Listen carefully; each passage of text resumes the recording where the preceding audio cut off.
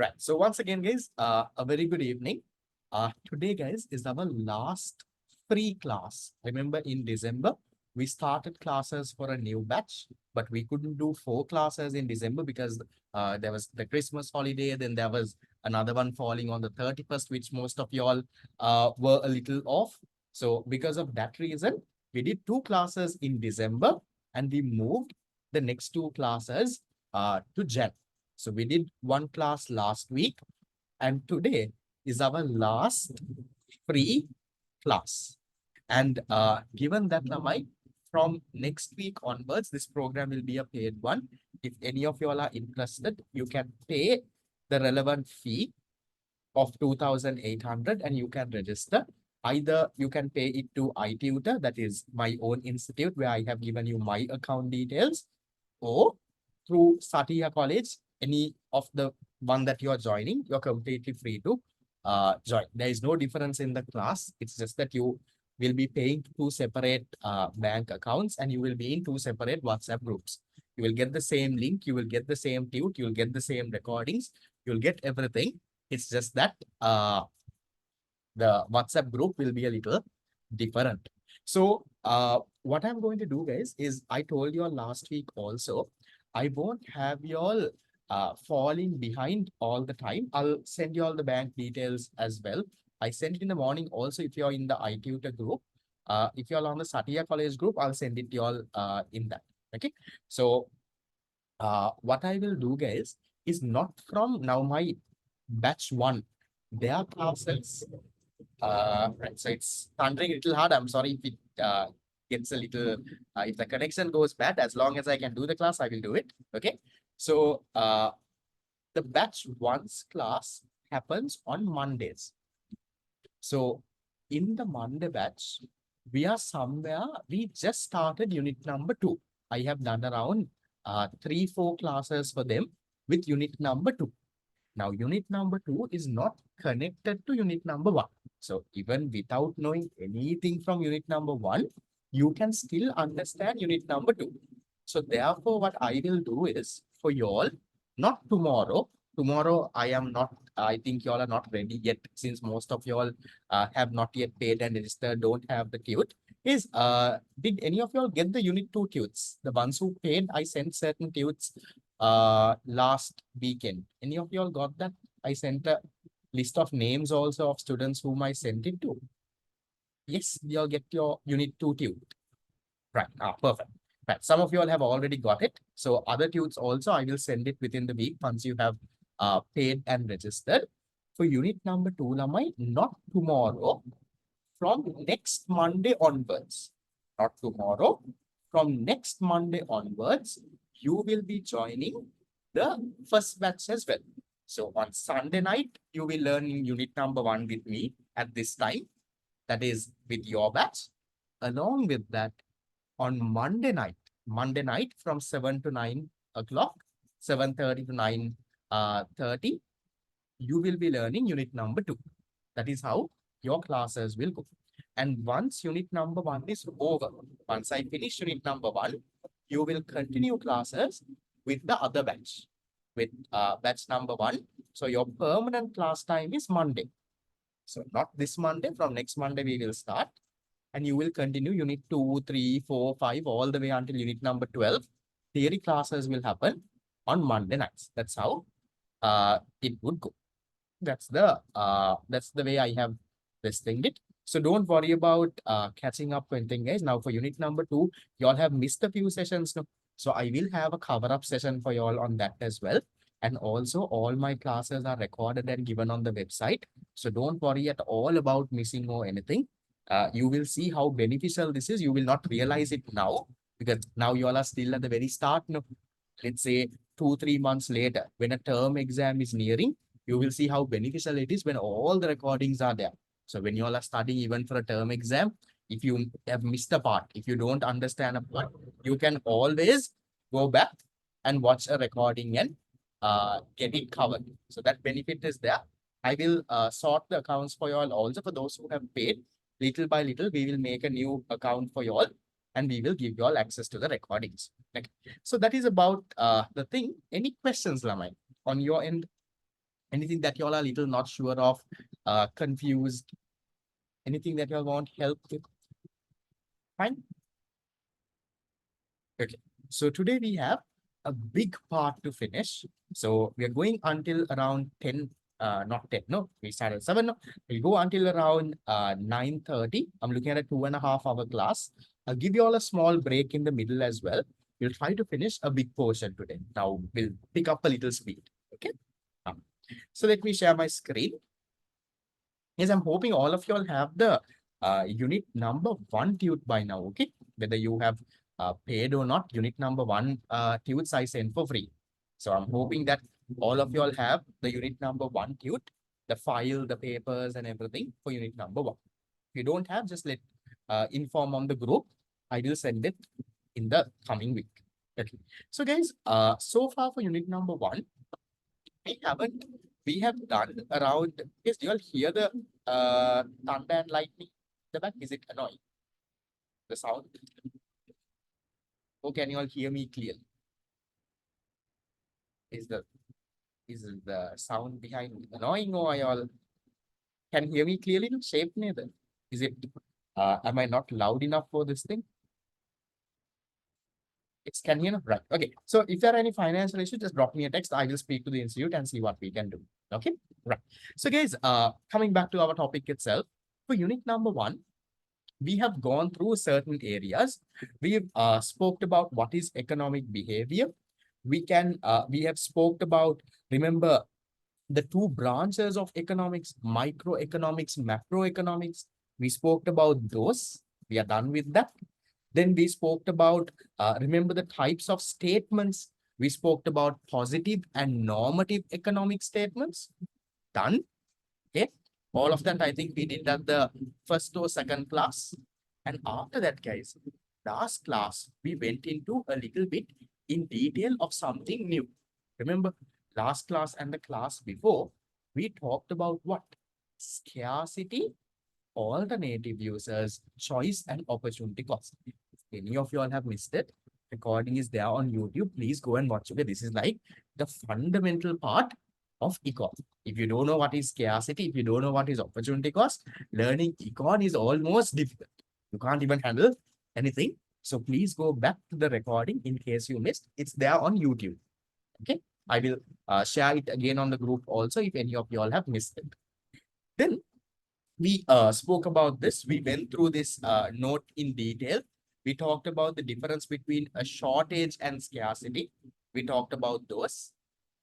And after all of that, last class, what did we start, Lama? We started on this topic. No, this is what we started last class. We started the topic of what? We started the topic of goods. Can some of you all quickly give me some answers? Because I want all of you all to give me answers on the chat box quickly. Okay, yes. What are non-economic goods? Are those the goods that are limited in supply or unlimited in supply? Non-economic, limited or unlimited? Those were the goods that were unlimited in supply. There was so much, no, we had more than enough.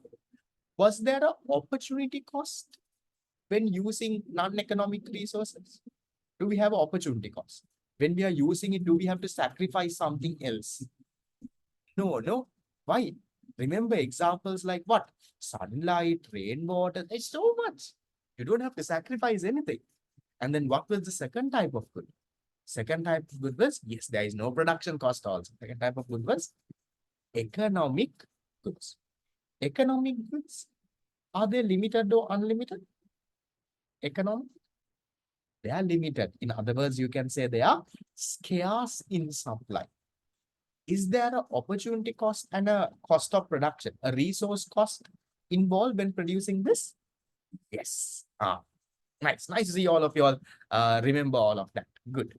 Then, Lamai, after that, we came to another interesting part on, can we convert economic goods to non-economic goods? Can we convert economic to non-economic? Can we do that? Yes or no? That you can't. No. But can we convert non-economic to economic? Can that happen? Non-economic, can it be converted to economic? Yes, that can happen. No, remember, the oxygen that we breathe, non-economic good. But if you put that into a tank, if you give it to a diver when he is going diving, or if you give it to a patient who needs oxygen, that becomes economic. The rainwater that we have, that is non-economic. But if you purify it, put it into a bottle and have bottled water, uneconomic. So, non-economic goods can be converted into economic goods. Other way, it can't happen. Okay? Then after that, most of y'all got the MCQs also correct. After that, we went and spoke about something called an economic bad. What was an economic bad? Something that provides what? Something that provides, what's the word? It provides dissatisfaction or negative what? It provides dissatisfaction or provides disutility, or you can say negative utility or negative value. What about the price, Laman? Will we pay a price to get an economic bad, or will we pay a price to get rid of an economic bad? We will pay a price to get rid of the economic bad. Examples: garbage, diseases, pollution, all of that. Then I asked you all, is something like alcohol, drugs, are those economic bads? Alcohol, drugs and all, are those economic bads? No, because people pay money to get it, no? People go and pay money and they will buy a cigarette. They will buy, let's say, drugs. Because why? That maybe gives them some sort of satisfaction. That's why they are paying money to get it, no? So that is not economic bad. Just because it's bad for health, it won't be economic. Okay. Then that part was also done. Then after that, Lamai, I gave you all some homework to read this. How many of you all read? Resources. How many of you all read this part? I gave you all until page number, I can't remember which page though. Yes. Nice. Okay. So whether you all read or not, that's okay. We will go through. Okay. If you read them, it would have been even better. It would make it even more easier for you. Okay. Right. So Lamai, if you take, yes, read from page 11 to 40. Okay. If you take Lamai, goods don't fall from the sky. No. Goods have to be produced. Goods have to be produced. You won't have goods falling from sky. No. So how do you produce goods and services? Goods and services are produced using inputs, right? Inputs. So what are these inputs called? These inputs used to produce goods and services are called production resources. Inputs used to produce goods and services are called production resources. So these production resources also, there is what? There are two types. What were the two types of production resources? Number one, you have economic resources. So there is production resources can be divided into number one, economic resources,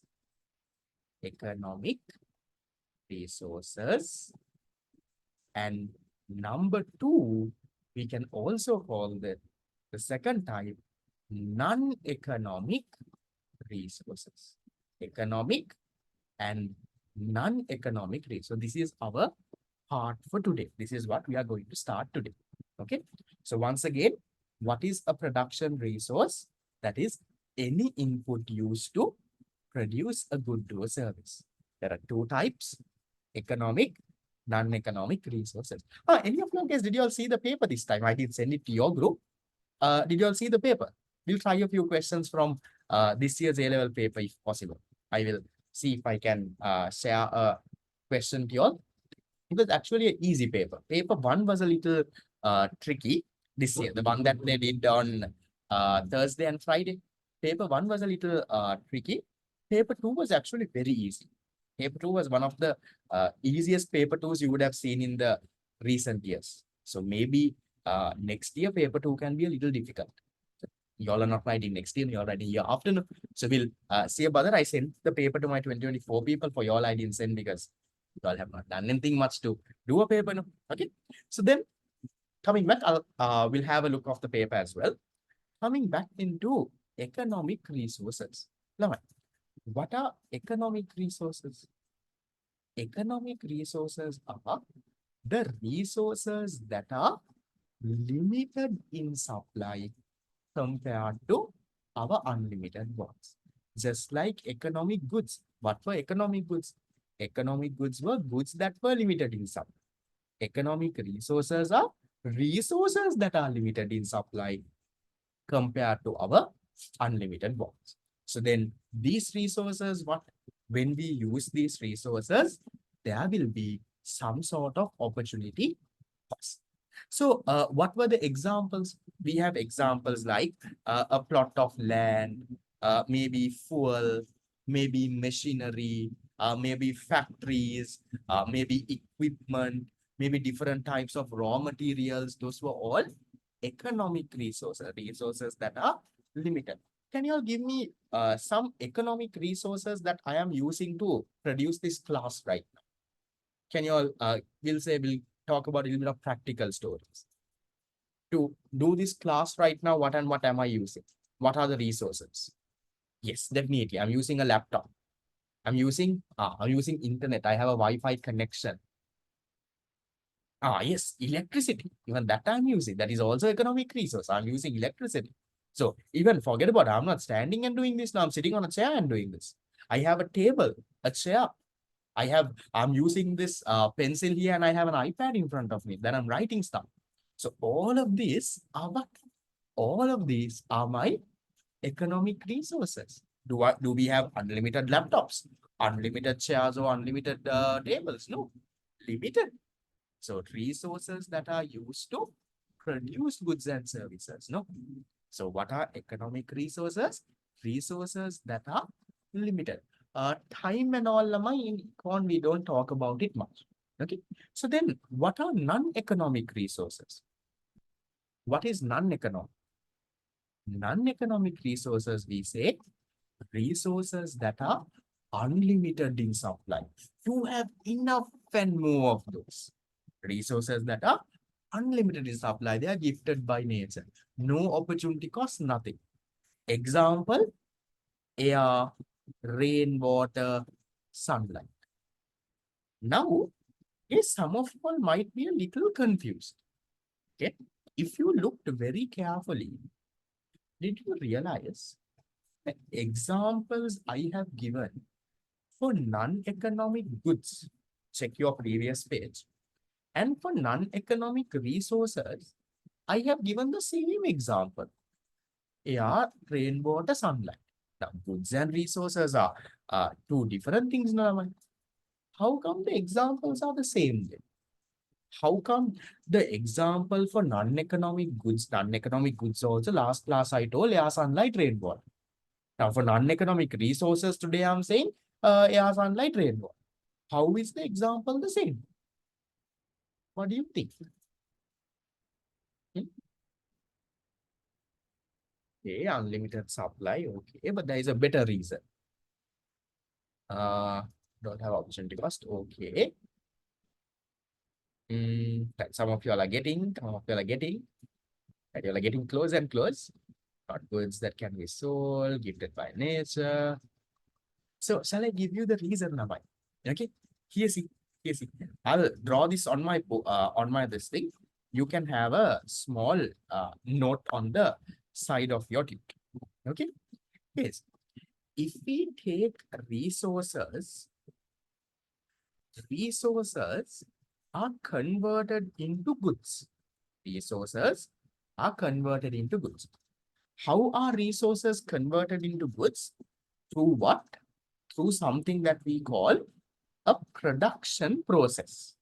Resources converted into a good using a production process.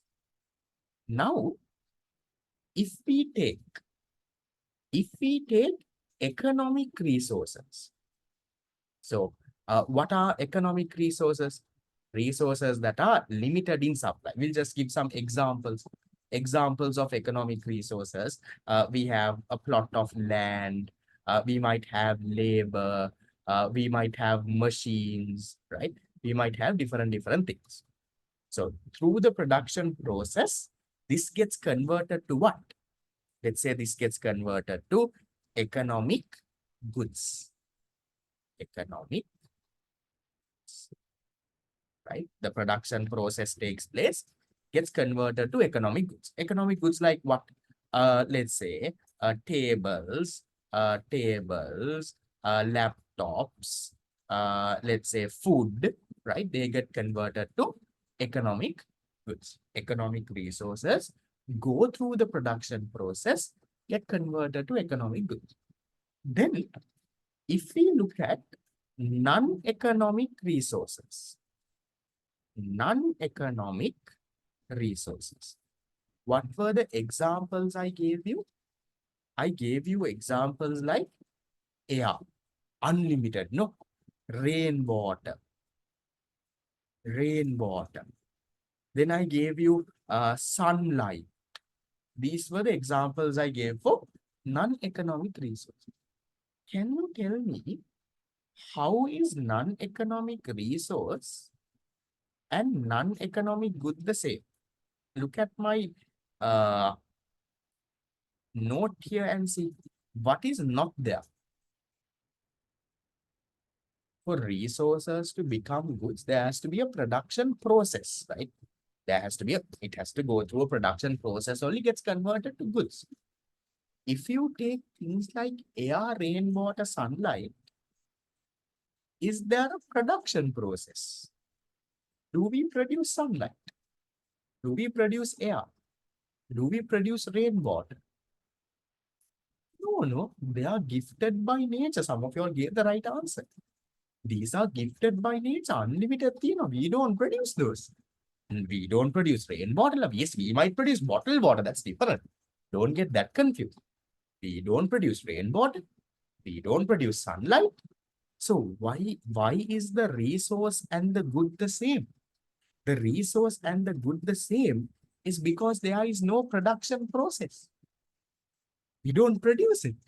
When resources are put into a production process, only it becomes a good.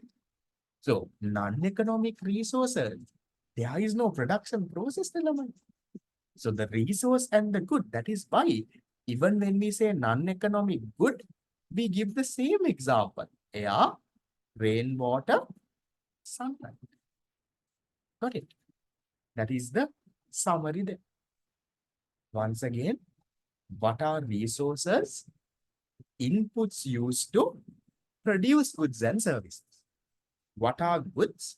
We said, we learned it last class. Anything that satisfies human needs and wants. So then there were two types of resources, economic, non-economic. I just taught you all that. There are two types of goods learned last class, economic, non-economic goods.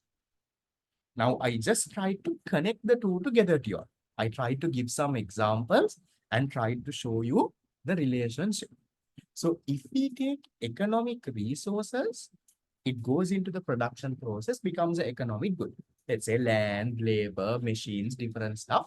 After it goes into the production process, it gets converted to, right, we have tables, laptops, food, we have different things. But if you take non-economic resources, air, rainwater, sunlight, there is no production process, no? It's the same. That is why the economic resource and the economic good is the same. That's why we give the same example over there. Is that part okay? Are you all fine with that? So you can, I'll have my camera off. You can get a screenshot also if needed, Lamai. Now these kind of small stuff, just jot down on your, like remember I have told you, have like a sticky note or something, have like a small sticky note or something, and just quickly write these down and paste and keep. Make your tute as nice as possible. make it colorful, highlight doesn't mean highlighting the entire dude. Highlight the important parts, jot things down, use colored pens. No, because only then you itself will feel like actually opening your tute and start. Someone who took a screenshot, if possible, can you send it on the group as well? Uh, just share it on the group also, okay? Now, right. We will now come into a little bit of a different topic. And the resources itself, main two are economic, non-economic. There is also something called natural resources. Please, I will give you, I will ask you this at the beginning. We'll see how many of you all can think. Yes, what is a natural resource? Any resource gifted by nature, not man-made. Anything, if it is gifted by nature, we call that a natural resource. Yes. Are all natural resources unlimited? What do you all think? Yes or no? Are all natural resources, do we have unlimited amounts of natural resource? Everything. Now, I'll tell you how they will give you a question in your A-level paper, right? In your A-level paper, in your school term exam, your teacher will say, okay, your teacher will say, all natural resources, they will say, all natural resources are non-economic resources. Non-economic resources. They will say all natural resources are non-economic resources. Do you agree? Non-economic means there is unlimited of that. Do you agree? They will say, do you agree? Explain. And that is a 4-mark question in your A-level paper. Are all natural resources unlimited? Or in other words, are all natural resources this thing? No, no. Can you all give me some natural resources that are limited? Natural that are limited. What about this, Lamai? What about uh, this one? Crude oil, petrol, diesel, oil and all. Limited, no? What about trees? Limited. What about, let's say, animals and stuff? They are also natural resources, right? We use animals for certain production processes. Limited. What about coal? What about these different minerals like gold? Uh, what about, let's say, diamonds? Those are also natural resources. Gems, natural resources. But are they unlimited? No. Yes, the petrol, diesel, the raw form, the oil, they are also naturally gifted by nature. But can we say that they are unlimited? No. So be very careful there. Some students think natural resource, no, gifted by nature, are so unlimited. Some natural resources are unlimited. Now, sunlight, rainwater, air, those are also natural resources. Yes, they are unlimited. Oh, Natara, you have those. But if you take natural resources like oil, let's say gas, let's say these minerals like gold, diamond, gems, uh, trees, those natural resources, they are not unlimited. No, they are limited.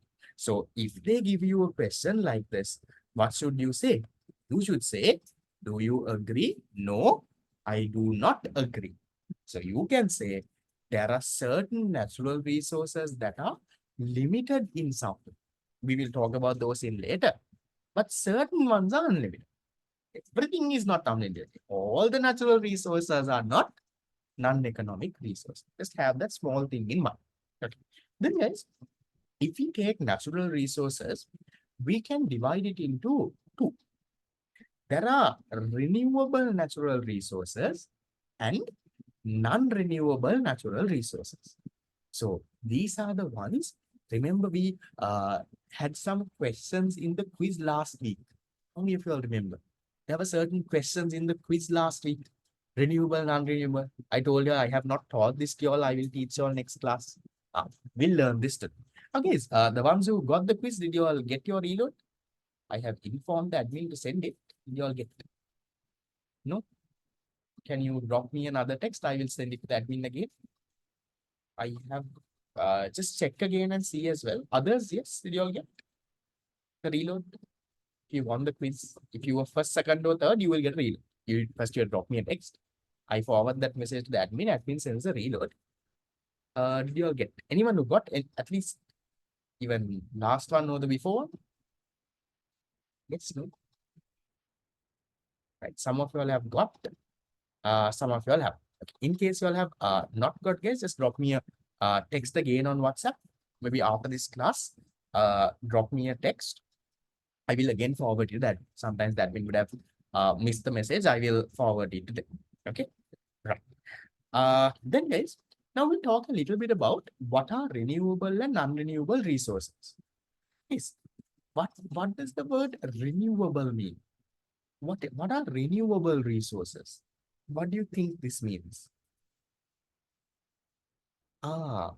Renewable resources are the resources that can be regenerated, that it doesn't get used up over time.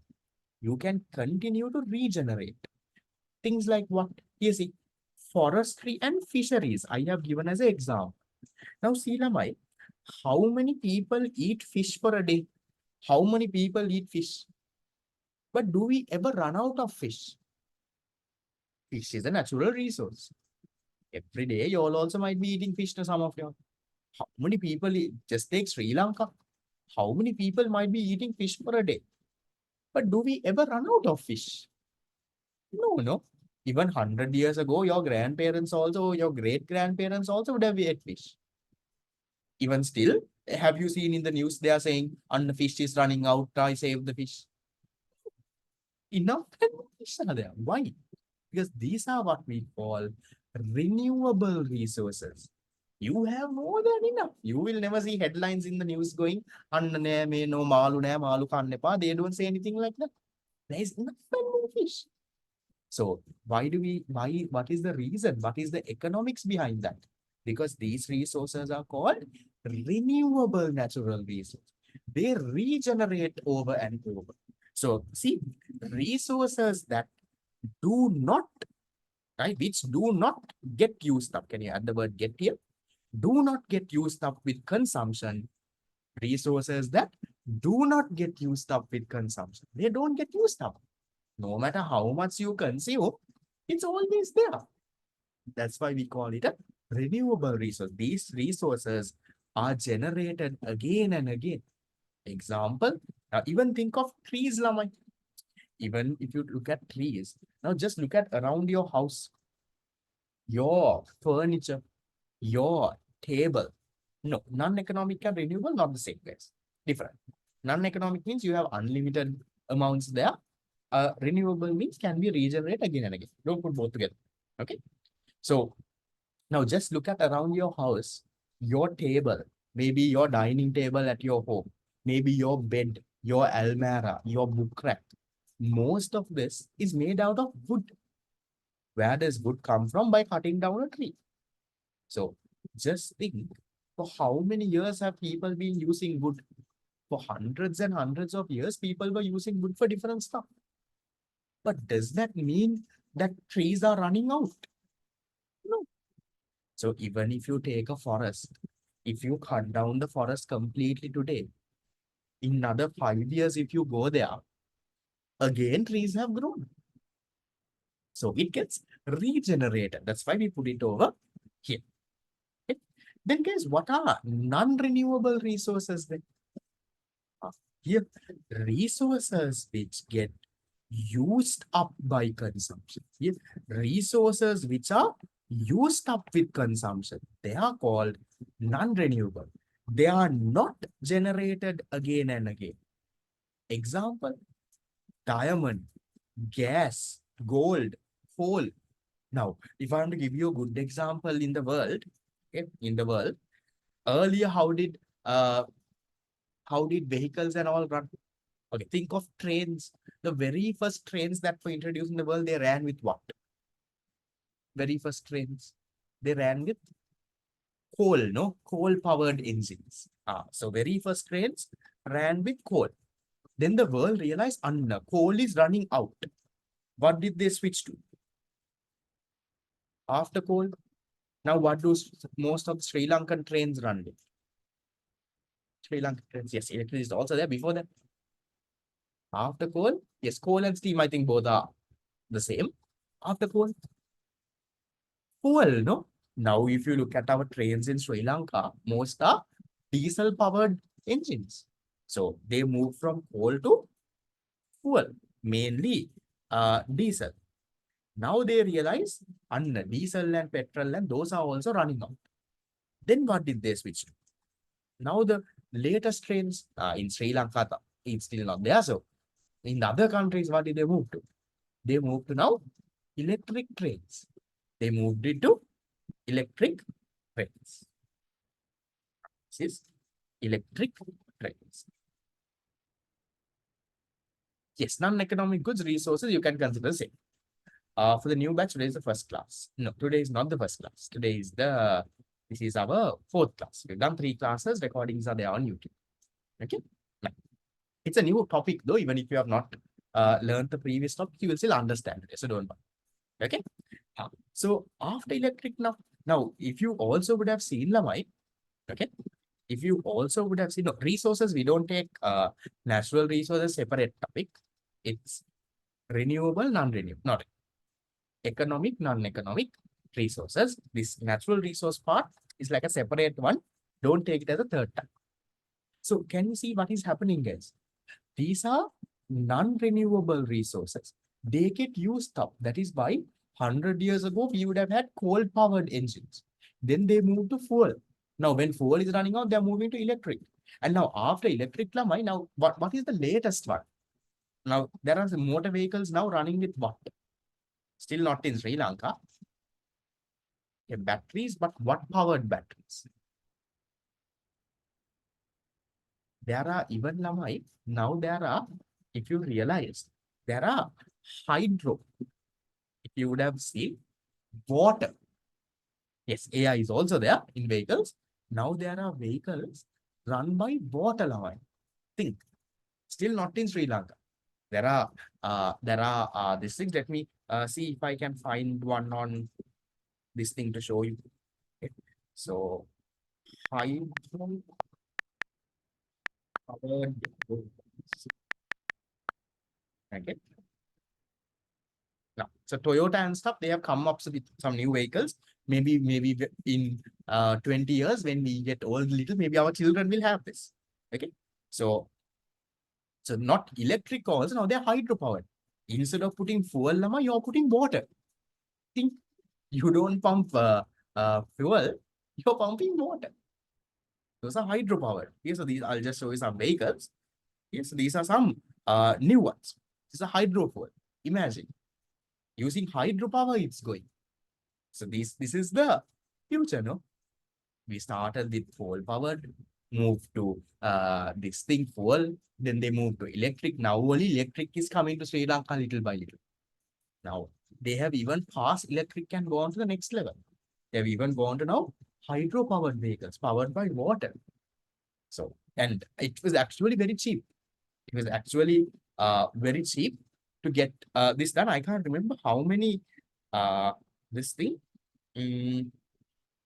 I saw somewhere here. This is Toyota also. They have come up with one. With 1 liter of water, the amount of kilometers it can travel. I can't remember exactly how much. This is the Toyota's website. No, I can't find it. If I find it, I'll let you all know. Okay. Tutes case, if you all don't have the tutes, you can just let me know on the group. I will sort it. Unit number 1, I gave it for free for everyone. The unit number 2 tute, that is from January onwards, you can pay and register for this month. Then I will send you all the tute. Okay. Right. Okay. So back to that story. Once again, just to summarize, what are we talking about? We're talking about production resources. I told you there are 2 types, non-economic and economic. What was the resource once again? Those were the inputs used to produce goods and services. Inputs used to produce goods and services were called resources. 2 types, economic, non-economic. Economic resources, the resources that are limited in supply. And very little we have. Limited. There is opportunity cost. So machines, land, fuel, those are economic resources. Then we spoke about non-economic resources. Resources that are unlimited in supply, no opportunity cost. Things like air, rain, water, sunlight. Then I showed you all how a non-economic resource and the non-economic good is the same. How it's the same? Because there is no production process. It was the same. And after, so those are the main two types. Then there is another small area that we talk about, that is natural resources. Don't consider natural as the third type. But if you take natural resources, what are those? Natural resources are the resources that are gifted by nature. So anything that is not man-made, gifted by nature, is called a natural resource. Just because it is a natural resource, you can't say they are unlimited. All natural resources are not unlimited. If you take coal, if you take diamonds, gold, limited. Okay, so don't say that natural resources are non-economic resources. It's not always unlimited. So natural resources can be divided into renewable, non-renewable resources. So what were renewable resources? Resources that get regenerated over and over again. Non-renewable, it doesn't get regenerated. It will get depleted with. That's what we went through so far. So then which of this we have to be very careful when using? Renewable or non-renewable? Very careful. We have to carefully use the which ones? The non-renewable ones, no? Because why? Because they get used up. That is risky, no? Those non-renewable, they get used up. So you have to be very careful when using fuel, when using coal, because if you overconsume, now even any natural resource, if you overconsume, there can be problems, no? Problems like here, global warming, damaging the ozone layer. There can be shortages of water. And even if you take land, like let's say landslides, all of those start, right? Natural disasters. So when we take natural resources, you have to be very careful when using. You have to save some for the future generation also. You can't just now, especially non-renewable resources, you can't use everything up right now. No? Now let's say the Middle Eastern countries, they have oil. They can't use all the oil that they have in the next 10 years and finish. Because then what happens to the future generation? So they have to be very careful when using those. Just have, it's like normal general knowledge. Remember those. Okay, those are not hard stuff. Okay. Now, if you all were listening, I want you all, this is a little bit of a hard question. Okay. I want you all to think and give me an answer. Don't hurry. Think and give me an answer. 2011 A levels question number 4. Which of the following is an example of a natural resource? Natural means gifted by nature, not man-made. If it is man-made, it's not natural. Think. Go through all the answers and see which one you all think is the correct. 1, 2, 3, 4, 5. Victoria Dam, Hambantota Harbour, Paddy Field, Poultry Farm. Poultry farm is like a farm with animals and those stuff. And Dunhinda waterfall, which is the natural resource that is not made by man. It's gifted by nature. Which one do you all think? Right. So far, most of the answers I have are correct. Others, most of the answers look very natural. Be very careful. Most of it is, there is a human involved. Which one doesn't have human involved? Our answer is like the 5th one. If you take a waterfall is not made by man, no. Waterfall is a natural resource. If you take a dam, what is a dam? A dam is when there is a river, you cross the river and put a big this thing and you collect the water. Made by man. If you take harbors are made by man. We are the ones who put the dock and make the way to the ship to come, and we do all of that, made by man. Paddy field looks very natural, but we are the ones making, no? We are the ones cultivating, we are the ones watering, we are the ones doing everything made by man. Even if you take a farm, we are the ones growing the animals, we are the ones, looking after them. Let's say the chicken also, we are the ones feeding them, made by man. So all of the first four looks very natural, but they are made by man. So you can't consider those as natural resources. Which one is the natural resource? The Dunhinda waterfall. A waterfall is not made by man. Waterfall comes, it flows, and it's there. We don't make a waterfall. Correct. That is our most correct answer. Question number 4. Answer number done. Okay. Now, I'll give you all a small break as well before this. Just to go through this. So my plan today, guys, is to finish this part. We are going until around 9:30 now. I think we should be able to finish. I think I told you all page number this, no? Until page number 4. This is page 14. So we'll try to finish until here today. Most likely we should be able. You say because it's not that hard. Yes, I'll give you, and also I want you all to follow this study technique. It is a study technique that I am going to give you. Listen very carefully. When you all are studying any unit, econ, hari, accounts, hari, whatever, it doesn't matter the subject. When you all are studying, you need to have a broader picture. You need to know, this is what this unit has.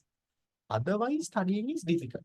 So always break it into small parts. Now, right now, when you all are studying econ, you need to know the topics. So very first, what did we study? At the very first, okay, we had micro and macro. Micro versus macro econ. You need to know that. Then you need to know positive and normative statements. Okay. That's another topic. See, these are topics that you should be studying. Then after that we spoke about this scarcity, choice, opportunity, cost. That's another topic. Then after that we spoke about goods. That's another topic. Okay. So when you all are studying, now break it. For a day, you take one topic. That's how you should study. Don't study today. I will study 5 pages. Tomorrow I'll study 5. No. Today I'm going to study this topic. Today I'm going to study topic number 1 and 2. Or I will study, okay, scarcity and choice. Break it down that way. Okay. Then after that, we came to resources. Now, this is our topic that we are going through today. Now, resources also, remember, we learned non-economic and economic resources. And also there was another, not a category really, but we also spoke a little bit about natural resources. So now what I'm going to do, Lamai, now I am going to, in this, when now non-economic resources are easy, resources that are unlimited in sum. Now, production resources, we are going to go through this economic resource in detail. Yes, economic resources are also called your what? Are also called your factors of production. These are also called your factors of production. Can you all tell me, with your basic knowledge that you have, what are the 4 factors of production that is there in econ? Econ, no, whatever. What are the 4 factors of production? We have, okay, we'll go in order. Land,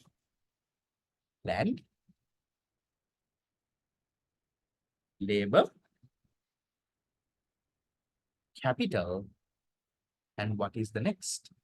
Land, labor, capital, and entrepreneurship.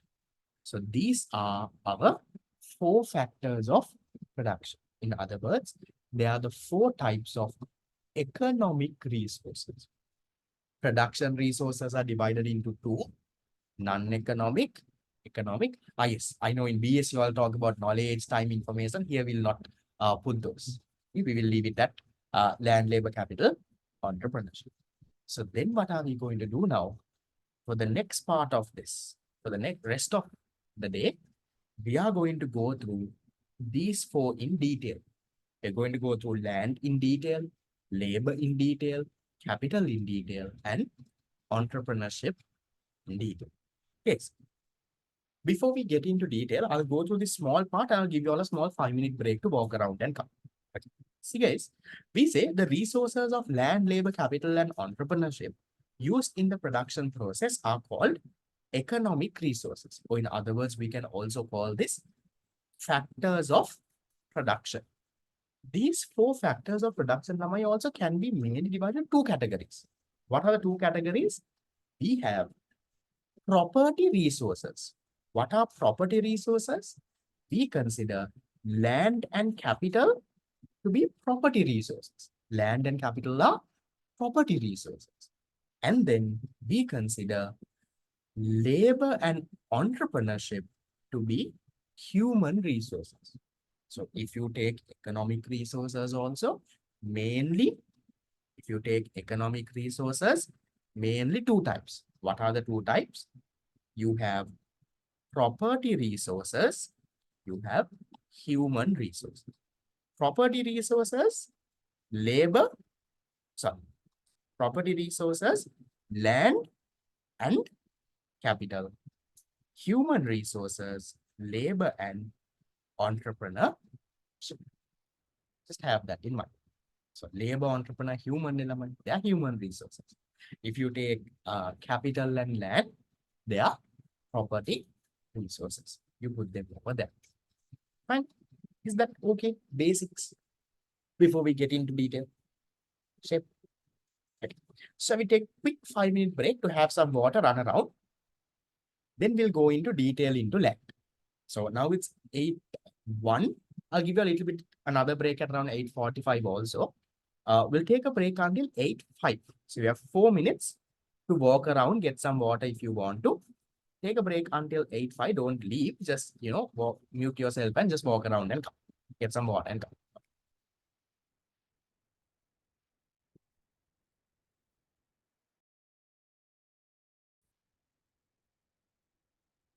Okay, so now guys, we'll go into the first factor of production, or in other words, the first economic resource. What do we have?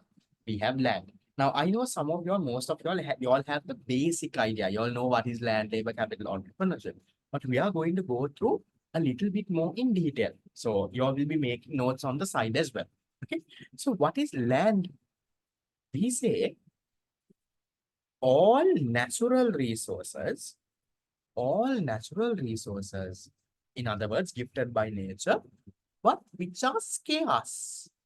All natural resources which are scarce that are used in production are called land. Examples here: forests, minerals, rivers, wild animals, all of that we consider as what? We consider as land. Now, is all natural resources land? No. Some natural resources are unlimited. They are called non-economic resource. Like mainly now, when I say air here, I'm not talking to oxygen, but I'm talking if you take air, sunlight, rainwater, those kind of things, non-economic resources. Then what is land? Land is the natural resources that are limited. Things like forests, animals, minerals like gold, coal, petrol, diesel. That is what we consider as land. Natural resources that are scarce. Scarce, another word we have learned, that are limited. So then, what are the characteristics? Now, this is important. Listen very carefully. Okay, first one, being a gift of nature. That is understandable. Being a gift of nature means it is not made by man. So you can say not made by man. That is understand. That's why we call it a gift of nature. Then second one, supply being inelastic. Now this, most of you all will be a little this. If you take forest also not unlimited, there's limited amount, right? There might be a lot of forest, but you don't say there's unlimited forests. Okay. Now if you take guys, Can you all tell me, why do we call a rubber band elastic? Not rubber band or whatever, you all call it elastic. No, why? Why is a rubber band called elastic? Because it is what? Flexible. You can stretch, you can change the size, no? You can pull and do this, and that's why we call it elastic. Then what do you think inelastic means? If elastic means you can change and pull and do everything, what is inelastic? Inelastic means difficult to change, no? It's not very flexible, difficult to change. So, can you try to understand point number 2 there? We are saying supply being inelastic. What does that mean? That means, Lamai, the amount of land, okay, cannot cannot be increased, cannot be increased easily. You can't increase the amount of land easily. It's inelastic. Now, examples, forest. Now, can you increase forest in tomorrow if you want? No. Maybe if you plant trees, in another 5, 6 years, it might grow and it might become a forest. Let's say you want, let's say some sort of gold or minerals or whatever. Can you change that easily? You can't.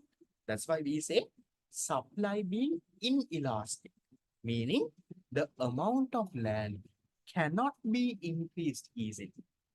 I am not saying it's perfectly inelastic. I'm not saying that you can't increase at all. No, I'm saying you can increase, but not easily. It will take a lot of time. Easy way to remember is forests. You can't all of a sudden create a forest in a machine and put tomorrow. It will take years if you want to build up a forest. That's why we say supply being inelastic. Is that part clear? We say supply of land is inelastic, meaning it cannot be changed easily. Third one, immobility. Okay, so why do you all think you call that phone that you have, that device that you all have, some of you all would have got a new one after O levels. Why do we call that a mobile phone? Why? Why is it called a mobile phone? That thing that you have in your hand that you press and why do we call it a mobile phone? Reason, you can easily carry it around with you, no? You can move it from place to place. Now today you're at home, tomorrow you go on a trip, you take it and go. You can easily move it from here to there. And what do you think in land? We are saying land is immobile, or we are saying immobility. What does that mean then? If mobile means you can take everywhere, immobile, you can't move from place to place. So we say, Lamai, land is geographically immobile. What more immobile? Geographically immobile. What is the meaning of that? What does geographically immobile mean? That means it cannot be cannot be moved cannot be moved from place to place. Now, can you take one forest from here and put it somewhere else? You can't. Can you take a river from here and put it somewhere else? You can't. That's why we say it's immobile. Now you might argue, sir, animals can be moved. Yes, animals can be moved, but in general, we say land is immobile. Then the fourth one, since I don't have space, I'll just put an arrow over here. Possibility to improve productivity. What is productivity? Okay, okay. If someone comes and tells you, I had a very productive day today, what does that mean? I had a very now I came and look here Lama, before starting the class. Today my day was very productive. What does that mean? If I come and say something like that, the animals and all we put as land. That means I've been able to do a lot of stuff today, you know. I was able to get all my work done. It's a very useful, very, let's say, active day. That is what we say productive, you know. Yes, we are saying in land, there is a possibility to improve productivity. How? Now, okay, we'll take an example. Now, even if you take a plot of land, let's say a plot of land, let's say like a farming land, this is also an example of the main category land, natural resource that is scarce. Yes, if you take this plot of land, let's say we are growing, now we only have, let's say, small one perch land. Let's say in this land, we are growing some crops. Okay, we are growing some vegetable things. Can you all tell me? Can you all tell me? Yes, the lines below this is for you all to write anything that you all want. I will not dictate notes. I'm usually not a person who dictates notes, Lama, because I feel it's a waste of time. So if I have given like sometimes if I given like lines and stuff before, that is therefore for you to write stuff. Into the in A level support seminar rules use paddy cultivation, not capital. No. Send me the papers. Under support seminar papers are wrong. That's a different story. If you take uh, a bull, should be this thing. Maybe the paddy cultivation, yes, that can be capital. The bull itself can't be capital Lamai because the bull is a natural resource. It's not made by man.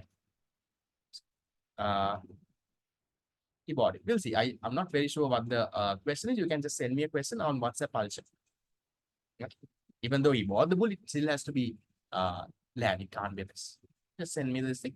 And be very careful, guys, especially when you all are doing these other papers, like support seminar papers, other school papers and all, in case if you all touch, those have a lot of mistakes, especially the English medium paper, because it gets translated. Now, even if you take school papers, what happens is they make the single medium paper and they translate it to English. So whoever who is translating, if that fellow doesn't do a good job, you will see very weird words, crazy stuff, and sometimes answers are also wrong. So always for now, compare yourself with past papers. And after that, I told you we will start a revision class also somewhere around in July, maybe this year. There we will do papers. Every week we will do a paper. Don't worry about papers and answer writing. We have a revision class for that. We will do a revision class. On top of that, I will do a free past paper class also. We will do all the past papers. We will do mock exams also. We will do a fast track ones. We will do enough and more questions. Don't worry. But now we are not doing much questions. We are just focusing on the theory. So it's a theory class. Don't worry about that. But be very careful in case you all are, maybe you get some papers from here and there. Your elder brother or sister has done an exam. They'll give you the papers. Be very careful with the other papers. Past papers, no problem at all. Okay. Then coming back to my example, let's say we have a plot of land. More exam papers in the sense. University, they don't have econ paper, do they? Yeah. Okay. So we'll take a plot of land. If you take a plot of land, let's say right now, let's say you're growing brinjal, let's say for a month, you get 1 kilo of brinjal of a output. Can you all think and tell me, how can I improve the productivity of this plot of land? How can I get more output with the same land? Now, I can't increase my land. I only have one perch of land. Number of trees also I can't increase. I still have space. There is a limited space. No. Let's say I have 6 trees. With that 6 trees, one perch land, how can I get more brinjal, more output? How can I improve the productivity of my plot of land? Think and tell me, think of yourself like a farm. Okay, yes, cultivating different various different type of crops. Yes, that can help. But there is a more obvious and easy answer. How can I get more? No, I'm talking about with my plot of land. Don't change the example. I have a plot of land. In my plot of land, I have 6 trees. Those 6 trees are giving 1 kilo of vegetable output for a month.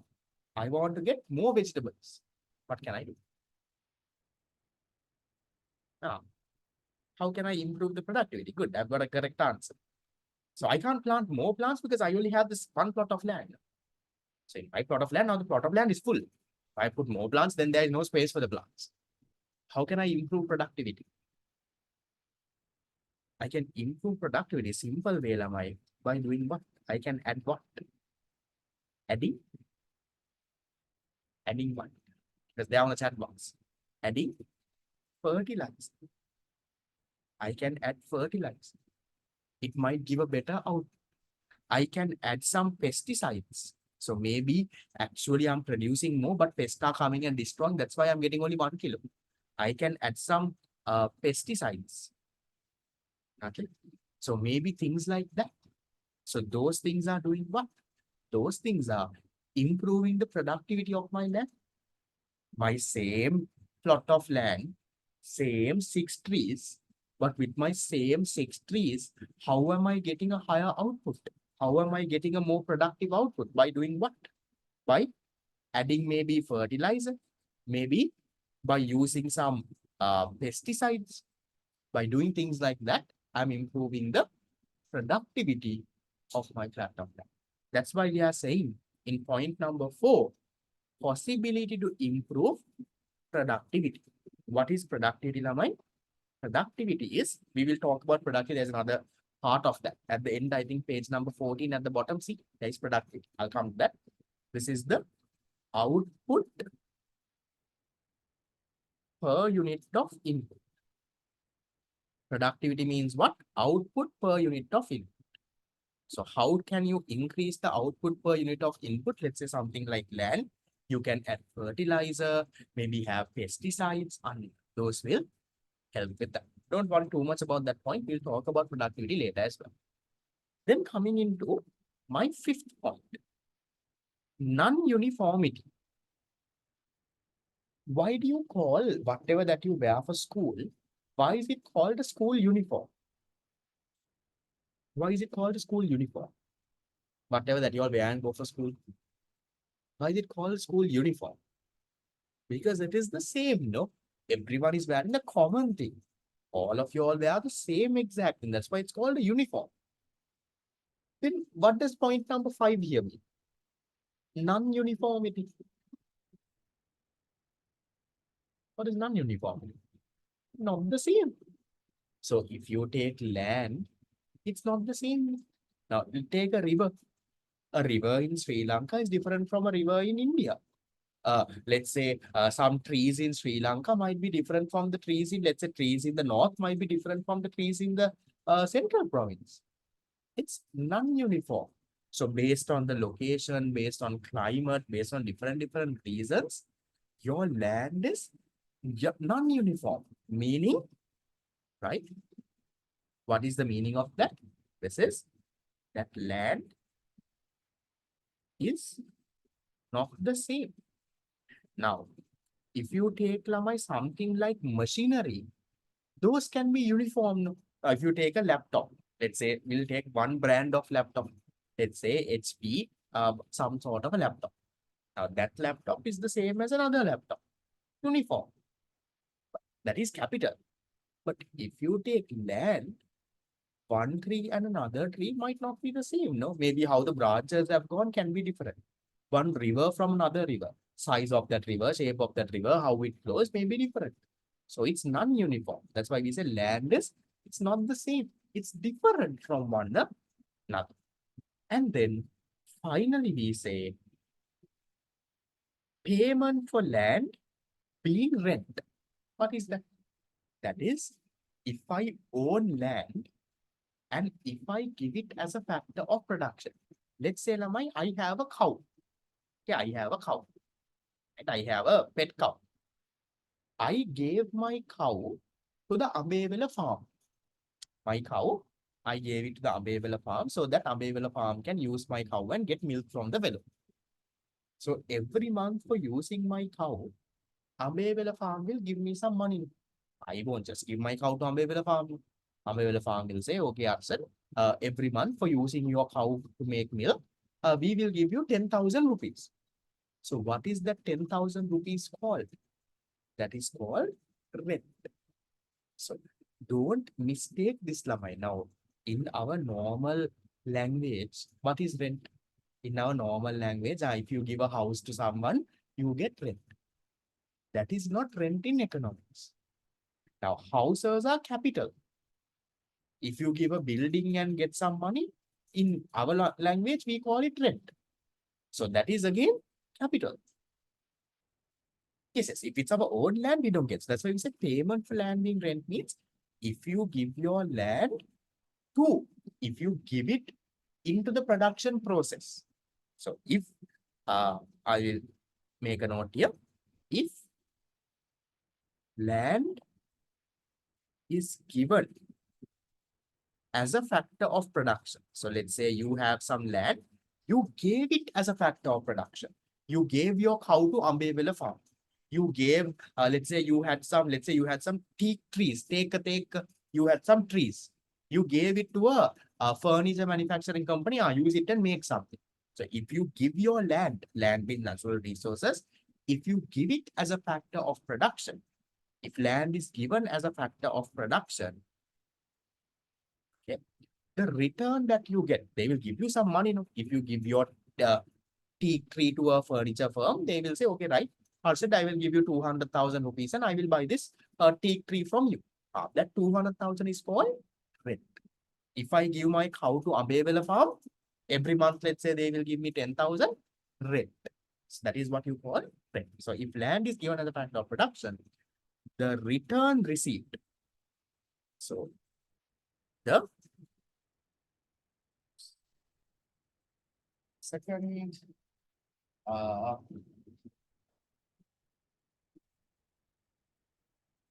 okay, as a factor of production, the return received. Let me write the return received. In other words, the money that you get, right? The money that you get is what you call rent. So let me quickly summarize these 6 again. Some of you all would have missed certain stuff. No? Let me summarize all of this again once. Listen carefully if you missed. Okay. What are we talking about? What is our main heading? We are talking about economic resources. I told you another name for this is factors of production. Doesn't always have to be non-renewable, because if you take something like trees, they are renewable. So you don't have to put that as a characteristic. Okay. So if you take economic resources, they're divided into 4: land, labor, capital. On broader 2 categories are there: property resources, human resources. Property divided into land and capital. Human is divided into labor and entrepreneurship. Overall, there are 4. So then we started talking about the very first one. What is the very first one? That is land.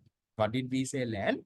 Land is all the natural resources that are scarce, natural resources that are limited, that are used in the production process. Examples: forests, that is trees and stuff, minerals, air, not oxygen, oxygen unlimited, maybe different other nitrogen, or those type of ones.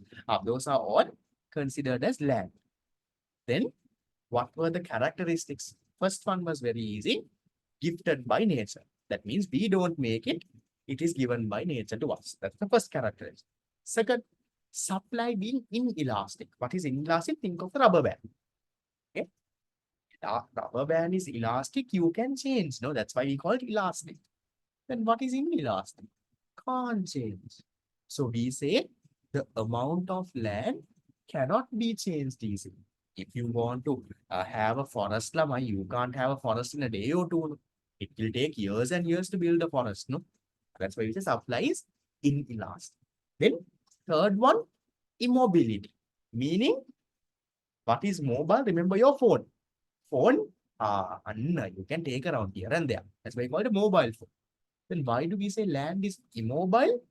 Because it cannot be moved from place to place. Now we say land is geographically immobile. Fourth one, possibility to improve. Land, some of it can be renewable, some of it can be non-renewable. If you take productivity, you can improve productivity. I just gave one example. Let's say I have a plot of land.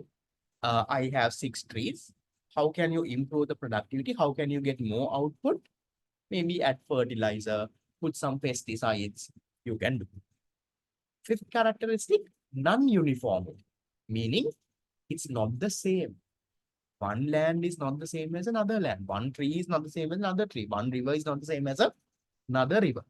And finally, I said, payment for land being rent. That is, if you give land as a factor of production to some firm, the return that they give you is called rent. Those are the characteristics. So you can take a screenshot also if you all have not copied. Let me just erase this break part. Can someone send a screenshot also on the group? So you can just take a screenshot as well, and then you can jot it down in yours. On the lines below, Lamai, there is nothing specific to write. If you all don't have space to write this, you can use those lines below. So usually, guys, in my tunes, I might leave a few lines. I will rarely dictate a note. So usually those lines are there. That is when I am writing something on the screen for you all to jot things down. I will not waste time dictating notes because I feel it's a in vain. If I want to dictate a note, I can type it and give them. Why should I read it? Okay. This is lesson 1 will be continued every Sunday on the paid class. Are we giving factor of production to government because we are paying tax? In the sense, no, government, that's totally different. That's not that because we are giving a factor of production, that is because they are giving services, we have to pay taxes. We'll talk about government unit number 8. Monday's class, guys, not this Monday. From next Monday onwards, we will be continuing unit number 2 with the second batch. Second batch, we are doing unit number 2 with them. Not this Monday. I explained all of this at the start of the class. In case you missed, I'll upload this recording on YouTube. You can watch. Okay. Then, right. 2018 A levels, there is a past paper question. We'll see how many of you all can get this right. They are asking us, which of the following is an example? Yes, paid class, you all will be doing unit number 1 and 2 both. 1 on Sundays, 2 on Monday. Not next month, not tomorrow Monday. From next Monday onwards, only unit number 2. Okay. 1 will continue on Sunday until we finish. Which one? Which of the following is an example of land? When you say land, think natural resource gifted by nature. Which one? Land. Magampura Harbour, Southern Expressway, Victoria Dam, Ambewela Dairy Farm, Pasikuda Beach. Which one do you think is land? Land in the sense gifted by nature, not made by man. Which one? Most of you are getting it correct. Similar to the previous question, no? Which one?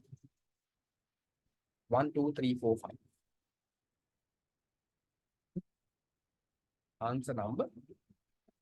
Let me download the other A-level paper also. This year's A-level paper also, there was a nice question from this until I get my WhatsApp loaded. Which one? Which one's our answer here? Here the answer is number 5. A beach. Beach is not made by man, Nilamai. Beach is a natural resource gifted by nature. Okay, so you can consider that. So I think almost all of you all gave me the correct answer. Harbor definitely made by man. Expressway, no doubt made by man. Dam also, obviously, we are the people who are building it and doing it. Then a farm also is made by man. So all of this, Lamai, this will become capital. We have not learned capital yet. We will learn it. All of those made by man becomes capital. The 5th one, the Pasikuda beach is what becomes land. Okay. Give me a second. We'll see if I can get this question for you on my. Okay, let me just forward the A-level paper on your group as well. Hold on. I have a thing that it's a little written and scribbled. Don't worry about it for now. If I get a clearer copy, I will share it on the group. Okay. For now, I will share the copy that I got from a student. I got some pictures from a student. I scanned it into a PDF. This is one of my students' papers. Answers are not all correct. This is okay. So I just shared the recent A-level paper with you all. In that line, if you all go to, you can open it as well. I will share it in my screen also. Don't worry. Let me share it on my screen.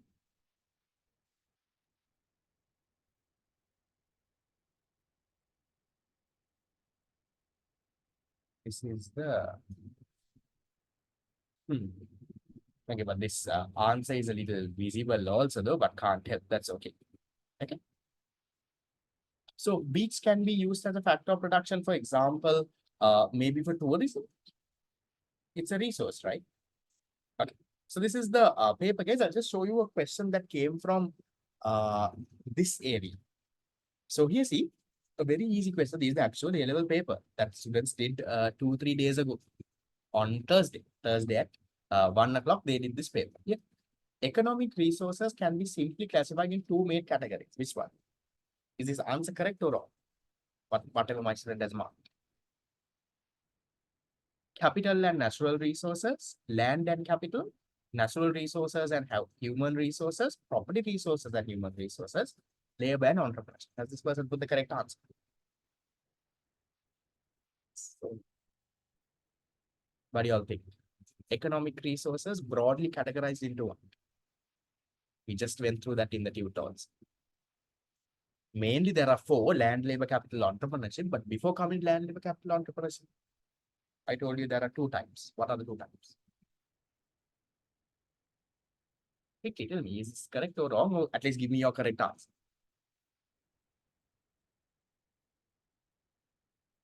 Others? Correct, no?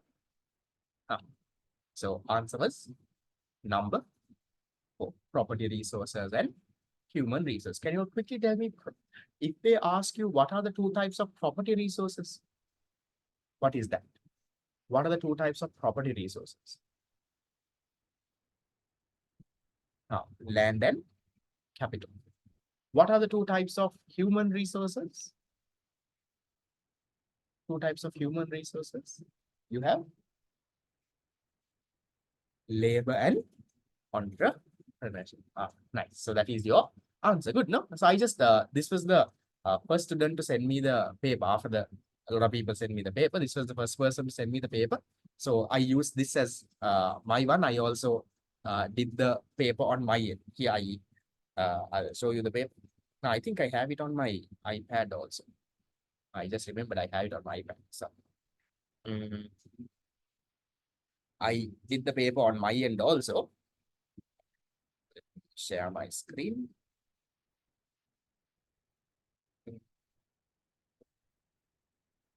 Back. Yeah, this was this same paper that my student sent. I also did the paper. Actually, this person has done pretty well. I marked. There were certain questions that I'm also not very sure about the examiner will think. There are certain questions that can be interpreted two different ways. So there were a few doubts that I also had. There can be 2 correct answers, but the examiner will not give for both. There were questions like that, but overall, I went through this paper. Why not third one? Because third one is not the category, right?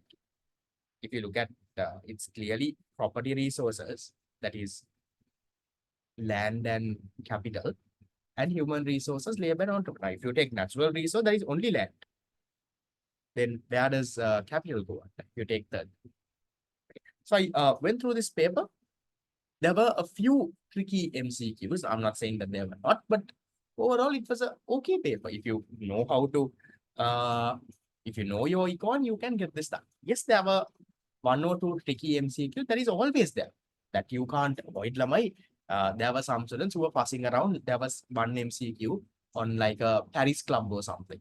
It was something that I have taught in class, but the people who are not listening, so they don't know. But they were fussing a little about that. There were a few people fussing, but someone who knows econ, it's not at all hard.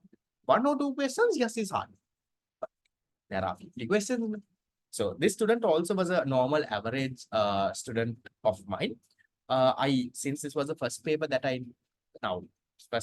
got, I mark this paper. This student has around 45 out of, not out of 100, out of 50. So out of 50, this person has 45, means that's close to 90, no? So if you can get, and paper 2 was easier than this also. So I am pretty sure people would have done well. I had one of my students, I just asked them how paper 2 was. He said, sir, I would have done this paper by closing my eyes. I'll forward that message also. This, you think I might be lying? No? So it was actually easy. He was usually my best student. It was a guy though, surprisingly, uh, not a girl. Usually in this class, it's mainly girl dominated. I'll just forward that message also. It was very nice to hear that. Where are your groups? Okay, see, this was, I just asked him how the paper was. This is after paper 2. I didn't trouble. So see, that was the reply that he gave. He said, yes, sir, it was extremely easy. Could have even done it with my eyes closed. So we've done so much of questions. We've done mock exams, papers, and everything. If you properly follow Lama, it's one of the easiest papers. You can even score 100 out of 100. And then see, he says, thanks to all the practice that we've done in the mock exam series. So paper is not hard, guys. It becomes hard if you don't follow, you go missing in the middle, you come somewhere after later, then definitely it gets hard. From the beginning, any subject, it doesn't have to just be econ, any subject from the beginning, if you properly follow, properly get a proper class sorted, every month go through properly, you will get everything done. If you're not added to the group, just check. If you're from iTutor, drop me a text. If you're from Satya College, drop the admin a text. The admin a text. Okay. So that is the story about the paper. Not hard. You can you all do? You can try this also. Question number 2. See, I have marked the answer, though, but never mind. See, look at this question, guys. How easy this is. I am saying, what is the fundamental difference between needs and wants in economics? See, do you all also agree with my answer? Needs are essential for survival, while wants are desires only. Answer number 1. 2 says, wants are essential for survival. Is that correct? Wants are essential for survival, needs are desires only. No, no. So 2 is wrong. Wants are not essential. Number 3, needs and wants are synonyms. That means they are the same. Are they the same, needs and wants? Are they synonyms to each other? Synonyms mean similar words. Needs are different, wants are different. No. Then a number 4, wants can be satisfied with limited resources. Needs cannot be satisfied with limited resources. Is that correct? We say wants are unlimited, never can be satisfied. No.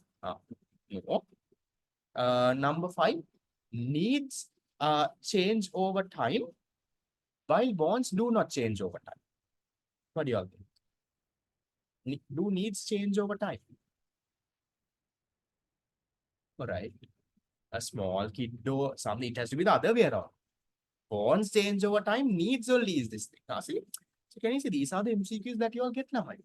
Now, you can handle me. Now, you all have only come for how many classes? You've only come for 3 classes. So, have we done a revision class? Have we done a past paper class? Have we done a mock exam series? Have we done seminars for you all? Nothing. Even without doing any of that, if you can get this right, means you're on track. This is the paper that students did 2 days ago. So 50 MCQs like this is what is in your paper. Some are little tricky, but with the work that we do, you can handle. Now, for the people who come and, some I know, for some people it's hard, but most of those people probably middle way, they lost track. That's what happened. In the middle, something happened. Maybe for 6 months, they didn't show up in class. Then after again, they thought, right, I need to study now. And when those kind of happen, yes, paper gets a little difficult. I think most of y'all gave, see, most of y'all, do you think you can get 2 of this correct? Even if you did A level with the previous batch, with this batch on Thursday? First 2, do you think you would have got it correct? No? At least 1 of it correct? Would have, right? So that's the kind of paper you all get. You get 50 questions like this. So little by little, we will go. Still, we are at the start. Now, we have only done 3 classes. There is a 2-year journey to go. That's the thing. So now, question number 3 was an interesting one. It was a little bit of a tricky one. This student got it wrong. So we'll talk about those later. Those are there later. No, none of this you all can talk.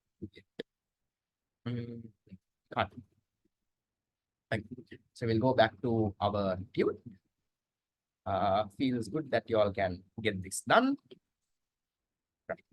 Where are we? We are in this. We went through this. We went through land. We did this question as well. This is a bit out of class, but does economics contain calculations? Economics, yes, has calculations. It's not very difficult calculation. It's just addition, multiplication, division, subtraction. If you can do those, you can do the accounting calculations. We will do, guys. Don't worry about whether you're good at maths or bad at math. That doesn't matter. So in accounting, the calculations you all will have is adding stuff, dividing stuff, multiplying. Those are the ones.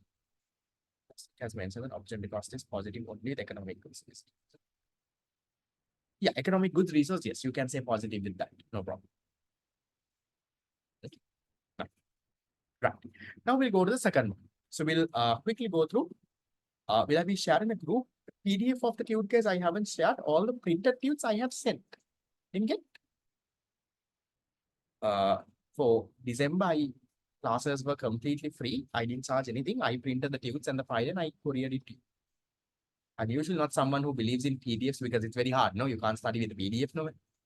I will print for every unit. I will properly print the file and the tutes and everything and go. In case you have not got the unit 1 printed tutes, which I sent for free, let me know. And if you are registering from January onwards, I will send you unit 1 and 2 together.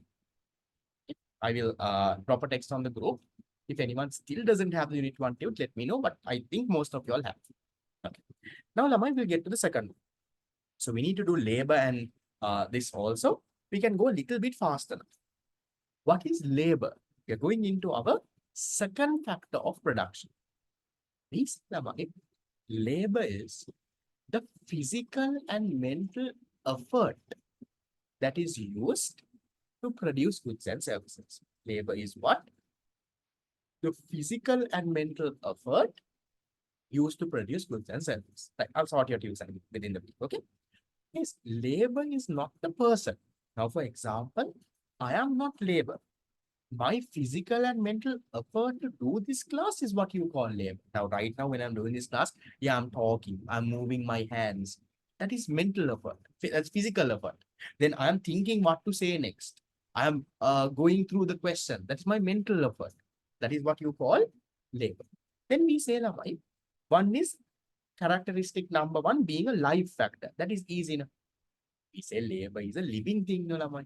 This physical and mental effort of mine, that's coming from a life factor, right? That's why we say the life factor. Meaning, it's a living. Sorry, spelling is living. Then number 2, we say mobility. What do you all think this mobility means? Now, you can quickly give me an answer, guys. Labor, we are saying there is mobility. What does it mean? Can we move, right? Do I have to do this class at home? I can go abroad and do this class. I can go outstation and do this class. I can do this class in my next room. So mobility means there is geographical mobility. Geographical mobility, meaning you can move it from place to place. In addition to that, Lamai, there is also what? There is also occupational mobility. What do you all think that means? Occupational mobility. Now, if you take my labor, is the only thing that I can do teaching. Do you think that's the only job that I can do? My physical and mental effort, can I only use it to teach econ? No, right? I can do some other stuff. I also work for an econ firm. Now, tomorrow morning, we have a presentation early in the morning. We are at office at 8 o'clock itself, trouble. at 9:30 in the morning, we have a presentation for one of the leading banks in Sri Lanka. So to give them some economic advice for the year. So I can use my physical and mental efforts for that as well. Doesn't have to always be for classes. So that's why we say occupational mobility, meaning you can do different occupations with your labor. It doesn't have to always have to be one same thing. So we say overall labor has mobility. Then guys, we say labor has heterogeneity. What is this? The people who are good at science, you all would have heard this. Homogeneous, heterogeneous. What is heterogeneity? No, not male, female. Okay, male, female also maybe, but what is heterogeneity? Heterogeneity means it's different from one another. No. Now, if you take, is my physical and mental effort the same as your physical and mental effort? No, no. Maybe in terms of econ, maybe I am better at econ than you. Maybe someday you all might be better at econ than me. Maybe when it comes to some other stuff, you might be better than me. So your labor and my labor are not the same. So what does heterogeneity mean? It differs from one person to another. Differs from one person, one person to another. Your labor and my labor doesn't have to be the same. Your physical and mental efforts are not my physical and mental efforts. We are different. Then the fourth one, possibility to improve productivity. How can you improve productivity of labor? By doing things like what? Here, through education. You can, yes, I'll give you a break after doing labor, okay? You can improve productivity through education. You can improve productivity through training. Can be improved, no? Now, why do you think you're learning? Why do you think you all are doing A levels, Lama? Why do you think you're doing A levels? That is to improve your productivity, no? Now, why do you think sometimes when you go to work, why do you think they ask for job experience? Some job advertisements you all would have seen, 5 years experience. Otherwise, you can't get that job. Why? Because they know if you have 5 years of work experience, you know how to do it. You're productive. If a fellow after A levels come and you have to teach the fellow again, but if you have a fellow with 5 years work experience, he's more productive. So you can improve productivity of labor as well. How? By providing education through training programs, you can do. And then the last one, guys, very easy. Possibility of decision making and organization. Now, see, I am able to make decisions. No? I can decide what time we are going to have this class. And I can organize. I coordinate. I see whom to send the tudes, whom not to send the tudes. Paid students, we add to a separate group. We organize. So labor can do that. Possibility of decision making and organization. And the last one, payment for labor being wages. If you provide your labor, the money that you get in return is called wages. We don't call it salaries, we call it wages. If you provide your labor, you provide your physical and mental effort, the return that you get is called wages. So let me go through the once again. What is labor? The physical and mental effort used to produce goods and services. What are the characteristics? First one, life factor. That means it's a living being. Okay. Second one, mobility. There is geographical and occupational mobility. What is geographical mobility? Can move from place to place. I don't have to do my class here. No? I can go abroad and do my class. I can go to Canada and do my class. I can do it anywhere. Occupational mobility. With my physical and mental efforts, I don't only have to do classes. I can do something else. I told you tomorrow I'm doing a presentation for office. Occupational mobility. Then third one, heterogeneity, meaning it's different. My physical and mental efforts are not your physical and mental efforts. No, we are different from one another. Fourth one, possibility to improve productivity.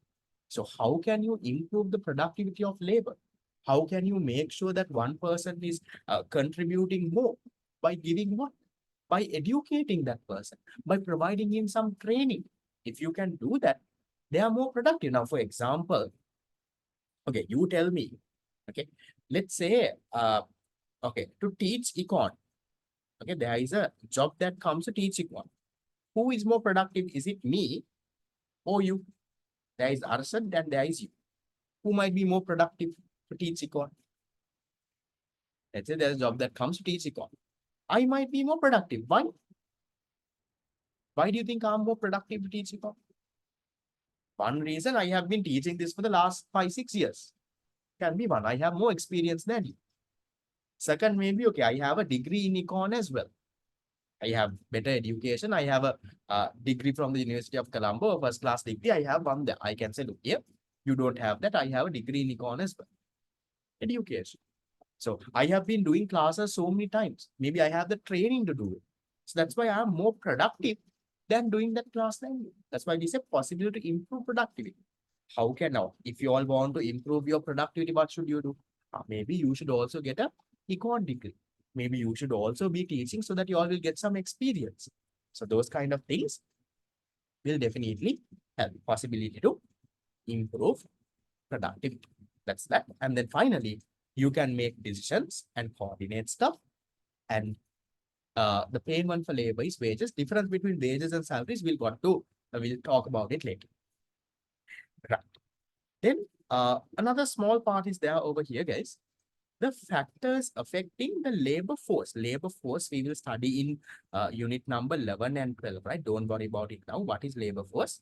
So if you take a country, now, why do you think India has a very big labor force than us?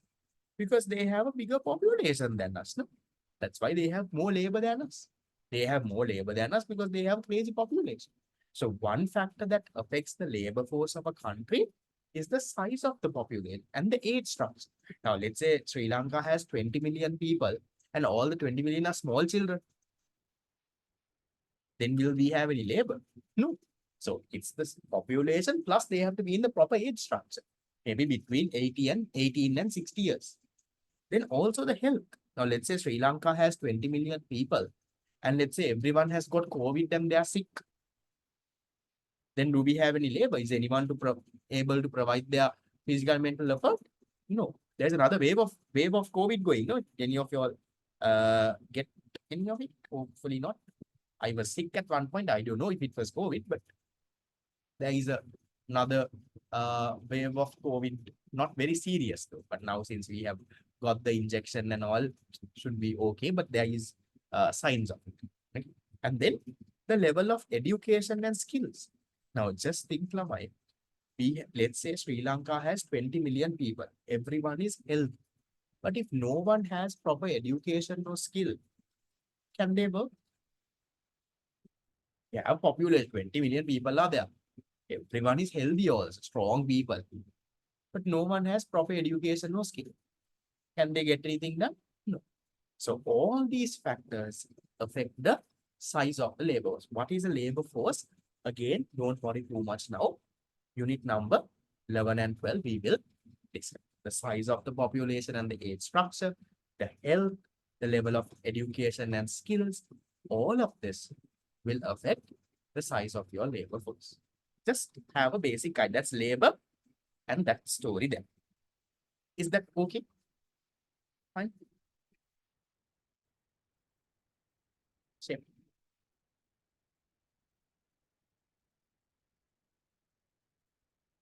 Okay. Then guys, we'll take a small break. So we take a 8-minute break. It's 8:57 until 9:05.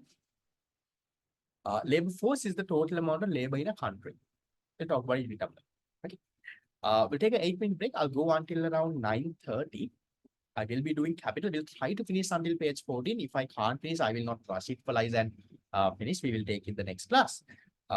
We'll take a break until 9:05. I will go until around 9:30, 9:40, and we will finish. Okay. So take a 8-minute break, walk around, take some water. After that, you can have dinner. I also have not yet.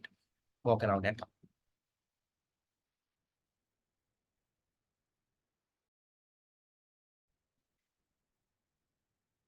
Okay, so coming into our third factor of production. What's our third factor of production? We have capital. How do we define capital, or what is capital? Capital, we say, are the man-made aids, not the disease aids, man-made aids that are used in the production process. So anything that is made by man that will help in the production process is what we call capital. Anything made by man.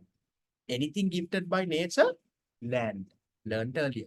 What is capital? Anything that is made by man that will be used in the production process is called capital. Then what are the characteristics? You look at this first one. First one is being a man-made factor. We know no. That means made by man. I don't have to explain that. Second and third are interesting. Okay. Yes. What do you think this is? Being a real factor. What is that? And are there fake factors also? What is a real factor? Yes, there are real factors and financial factors in economics. What is a real factor? Real factor means now if you take capital, what are the examples? Machines, buildings, motor vehicles, equipment, furniture. That's capital, no? So what do we say being a real factor? Being a real factor, that tangible, it's a tangible physical factor. It is something that you can touch and feel and see. That's why we say it's a real factor. It's a tangible physical factor. It's not like money in a bank account or not something like that. Those are real factors. There are real factors and financial factors in economics. Financial factors are money and those. In economics, that is not capital. Capital is a real factor. It's a tangible physical thing like a machine, a building, that kind of a thing. Then we say number 3, being a stock factor, or we say being a stock concept. What is this? Let me quickly explain what does this mean. Yes, in econ, there are, listen very carefully, there are stock concepts, or we say there are stock factors, or we say stock concepts. There are stock concepts and there are flow concepts. What is the opposite of stock? Flow. What is stock and flow? Stock concept is it can be measured at a given point of time. Flow concept means it can be measured for a period of time. Now, I know none of you all understood this. I will explain. Okay. Okay. I want you all to tell me, now practically tell me. Okay. I will tell you, you will have the paid group class tomorrow? No. For batch 2, no. Batch 1, tomorrow class is there. Batch 2, not from this Monday. You all will join from next month. Okay. So, if you take, let's say, salary, tell me which one is correct. Can I say my salary as at 6th of January, 9:10 p.m. is 100,000? Or can I say my salary for the month of January is 100,000? Which one is correct? The first or the second? My salary as at 6th of January, this is 100,000. Or my salary for the month of January is 100,000. Which one is correct? First one or the second one? Month of January, right? I can't say my salary exactly as at 6th of January, 9:10 a.m., 9:10 p.m. is this one. No. So what is that then? Stock or flow? Did I measure it at a given point of time or did I measure it for a period of time? Something like salary. What was it?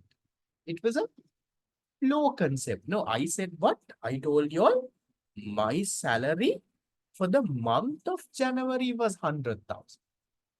See, measured for a period of time. Now, what if you take my wealth? Let's say wealth means all the money that I have. Let's say my bank balance. Let's say I only have money in my bank. I don't have any money in anywhere else. Can I say my wealth, or let's say, okay, I'll take bank balance. My bank balance as at let's say 6th of January 9:11 p.m. is 50,000. Or can I say my bank balance for the month of January is 50,000? Which one is correct? Bank balance or wealth? What do you all think? The first one, right? You can't say bank balance for the month of January is 50, no. Money might come, money might go, but you can't say for the entire month is 50, no. If some of you all put class fees, my bank balance will increase. If I pay for the tuitions, bank balance will decrease. I can't say no bank balance for the entire month of January is 50,000. I can say my bank balance as at 6th of January, 9:11 p.m. is 50,000. See, that is what you call a what concept? Stock or flow. Exactly at this point, if I can say how much is there, then that is called a stock concept. Right. See, so we'll say wealth. Okay, within brackets, I will say my bank balance. Got it. So in econ, there are two things like this. There is stock concepts and flow concepts. What are flow concepts? Measured for a period of time. Shall I give you another example? Tell me. Yes, if you take the GDP of a country. Now, we have not learned GDP, we learned unit number 5. But what do you all think? What do they say in the news and all? Do they say GDP for the year 2022 is this much? Or do they say GDP in Sri Lanka as at 1st of December is this much? What do they say? How do they measure things like GDP or stuff? They say GDP for the year, no? They say Sri Lanka's GDP for 2022 is 80 billion. Sri Lanka GDP 2021 now 70 billion. So for a year, right? For a period of time. See, those are again flow concept measured for a period of time. Got it? That's the difference, that you don't have to know this in detail. You just need to know there are stock and flow concepts. So then what is capital? Now see, for my, if you take my class right now, can you give me some capital that I'm using in this class right now? Examples. Some man-made factors that is helping to do this class. My laptop, my iPad here, my pencil, my my table, my chair, those are man-made factors. Can I give exactly at this point I have this much? I can say, right? I can say exactly at this point, for me to do this class, I have 5 capital. My laptop, my iPad, my table, my chair, and let's say my Wi-Fi. I can say, right, exactly at this point, I have 5 capital resources. That's why we say capital is what? A stock concept. What does that mean? It can be measured, right? Can be measured at a particular, or we will say given particular point of time. So exactly at this point, I can say how much of capital I have. Exactly at this point, if someone asks, Harshit, what is your capital? I'll say, okay, I have 5 capital resources. What are those? My laptop, my iPad, my table, my chair, and my pencil.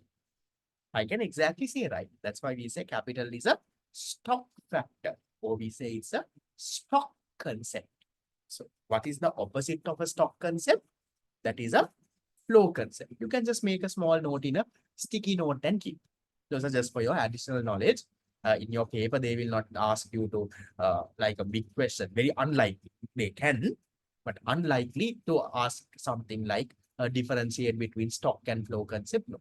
But anywhere when you all are reading stuff, if you see now somewhere, okay, maybe later when we are talking about GDP, somewhere in the note when you all are reading, it says GDP is a flow concept.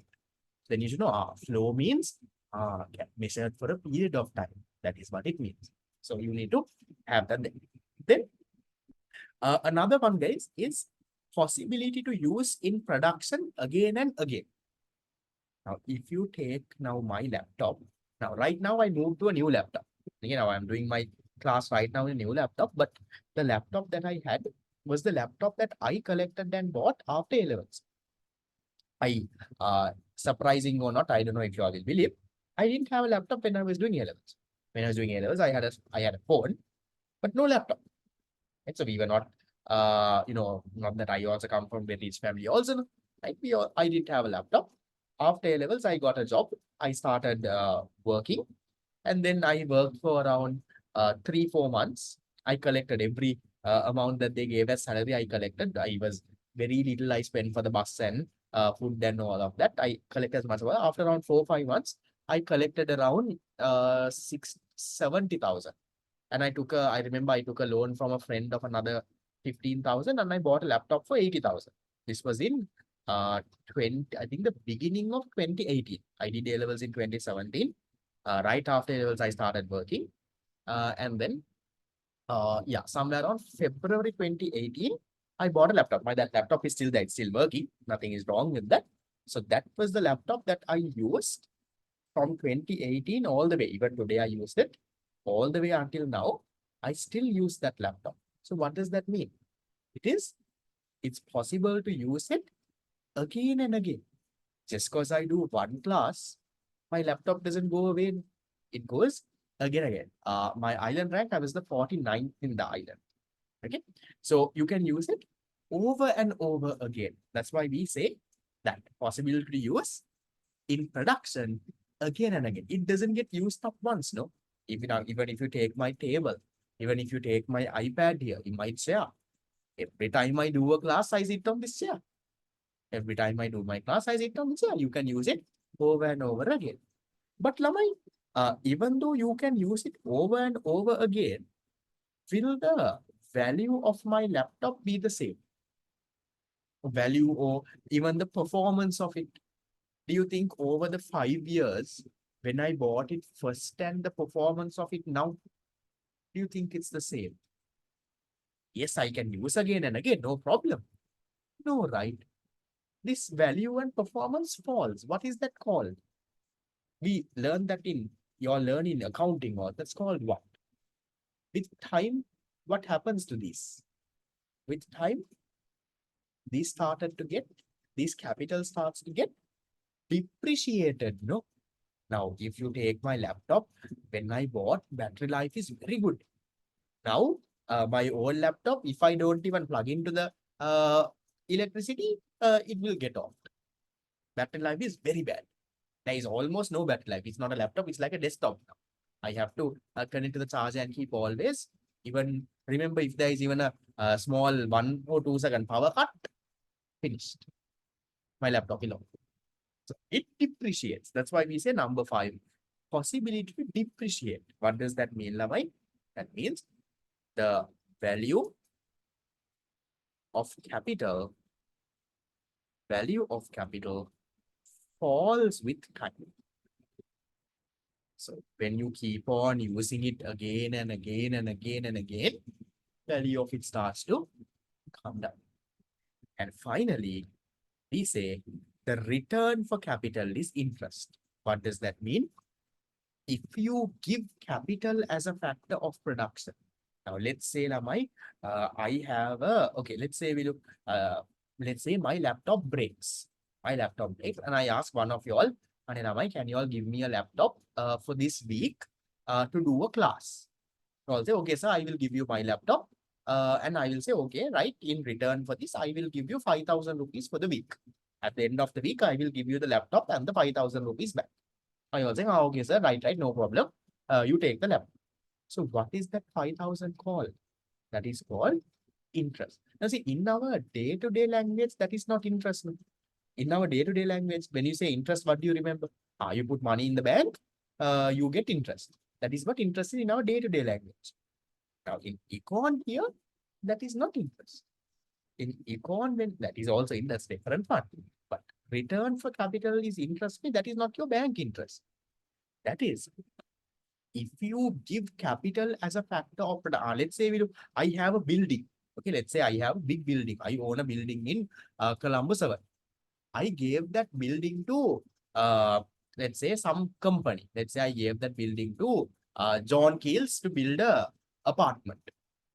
So every month, John Keels is giving me some money. That money will be called what, Lavai? Rent or interest in economics. I gave my building to John Keels. They are giving me money every month. What do you think? Is it called rent or interest in economics? Day-to-day language, we might call it rent. But in economics, what is rent? In economics, rent is if you give land, if I give a natural resource, if I gave my cow and they gave me money, that is rent. My building is capital. Building is capital. If I give my building to a company and they use it and every month they give me money, that is called interest. See, be very careful with your day-to-day language and economic terms. In our day-to-day language, if I give my building to someone to use, they will pay me money. We call it building rent, day-to-day language. But in econ, building is capital. If you give that capital as a factor of production, the return you get is called interest. And interest doesn't have to be this bank interest. Huh? Just have those small things in mind. That's the part there on capital. Then we have the different types of capital. There are different types. There is fixed capital, circulating, economic overhead, social overhead, human, natural. So there are so many different types. So this part, I don't think if I start, I can finish it today. So I will go through this the next class. So you can read anyway and come. I think for homework, you all had to read. Shall we do the quiz also next week? Because I remember from the quiz, I put questions from this also. Then you all might not be able to do it. Shall we do the quiz next class on Sunday? Yeah, because otherwise, I think I put around 3 or questions from this part. Maybe you might not be able to do that. Can't remember exactly, but if I'm not mistaken, I put some. Okay, right. So then what is your homework for this week? Yes. Next class, guys, ideally will be a paid class. Your free sessions are over. I will upload the free sessions I'll put on YouTube. Paid sessions won't be there on YouTube. Paid sessions will be there on the website. All those who have paid and registered, you will get access to it. So we will create a username and a password. You can make sure, Lama, you all only use one phone or one laptop in the same location. Make sure that your password and stuff is not shared. If it is shared, then your account gets blocked. If it's blocked, then you don't have access for recordings. Gone.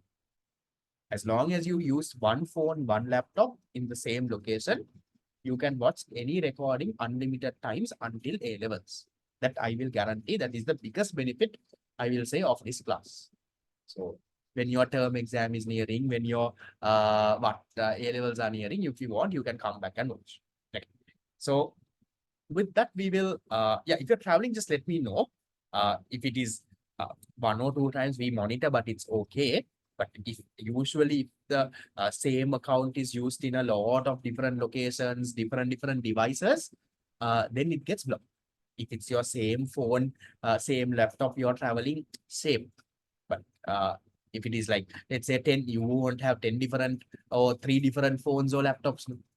That happens, then your account gets blocked. We monitor and we have a look. Okay, so with that, we'll wrap it off. Your homework for this week. Want to say Island rank the top 10. No, 45 might not be enough. You'll have to go for all. So if you want to become, let's say, I'll say top 100, you need to get 390s. 90, 90, 90 for 3 subjects, you should be able to be among the top 100 in the island. Top 10, I think it would be even more harder. Maybe you'll have to at least touch the 95, 96 levels. I have a student from this batch. I forwarded the message.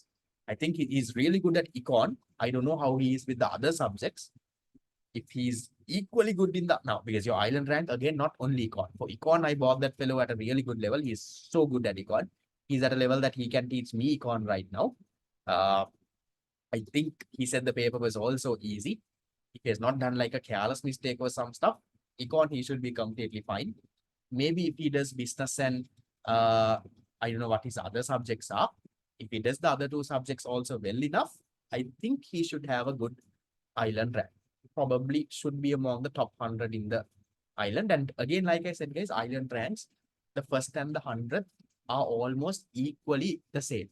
It's just that on that day, one person made a careless mistake, one person got a kana shot correct, and like that. That is the difference between the first and the 100.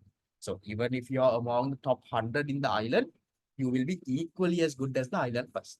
It's just that on that day, you got a little unlucky. So that's completely fine. Don't worry about being, even if you're the 100 in the island, still be proud that you're equally as good as the first person.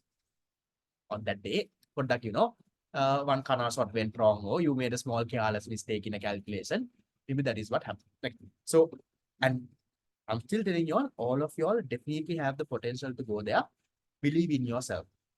Forget about what your O-level result was. You could have been a very normal, ordinary person. And I told you an example of my friend also. Just 2 A's for O-levels. He was the 150th, 140 something in the island. So coming on the top 150 in the island by just getting 2 A's for O-levels, possible. You just have to believe in yourself, work hard. Okay. So homework for this week. Can you all please go through all what we have done so far? Stay on track. If you're not on track, things get difficult. I will upload this recording by tomorrow also on YouTube, and I will share it. 4 classes are done. And try your level best to pay the fee as early as possible so that I can courier the tunes. The institute will track it and they will courier the tunes. And when your tunes come, please answer the phone and collect it. If you don't answer, your tunes won't come. Okay. So with that, we'll wrap it off. If you all have questions, stay and clarify. See you and bye-bye.